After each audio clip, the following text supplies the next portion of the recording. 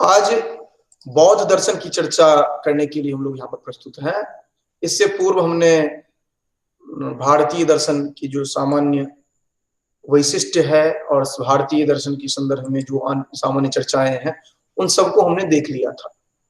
इसके साथ ही साथ चार्वाक दर्शन को हम सामान्य रूप से हमने देखने का प्रयास किया था, जहां पर सत्ता मीमांसीय पक्ष को देखा, ज्ञान मीमांसीय पक्ष को देखा एवं आचार शास्त्रीय पक्ष को देखा था। इसके बाद हम जैन दर्शन को हमने देखने का प्रयास किया, जिसमें कि जैन दर्शन के मुख्य ग्रंथ, उसके स्रोत, साथ ही साथ जैन दर्शन के जो ज्ञान मीमांसीय पक्ष हैं, तत्व मीमांसीय पक्ष हैं, आचार मीमांसीय पक्ष हैं, इनको हमने देखा। फिर उसी क्रम में कि हम सामान्य रूप से भारतीय दर्शन के सामान्य जो अवधारणाएं हैं भारतीय सामान्य दर्शन की, इनको देखने का प्रयास कर रहे हैं। उसी क्रम में अब हम देखने का प्रयास कर रहे हैं यहाँ पर बौद्ध दर्शन को।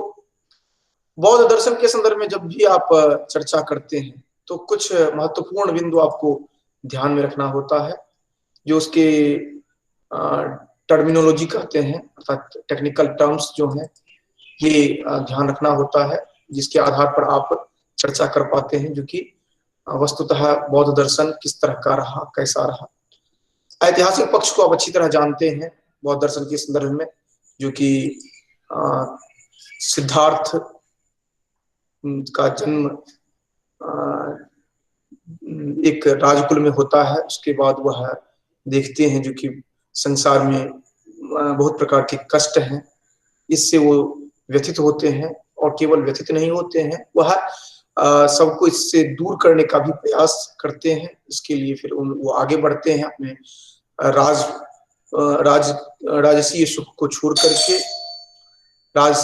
छोड़ करके वह आगे बढ़ते हैं। आगे बढ़ करके आते हैं, समाज में आते हैं, और समाज में प्रस्तुत करने का प्रयास करते हैं, जो कि किस तरह ज्ञान को फैलाया जा सके, किस तरह समाज के हित में चिंतन किया जा सके। फिर इसके बाद उन्होंने चर्चा प्रारंभ की इस संदर्भ में कि जन सामान्य के लिए किस तरह ज्ञान दिया जा सके, और उन्होंने कठिन तप के बाद वह स्वयं बुद्ध बने और उपदेश देना प्रारंभ किया।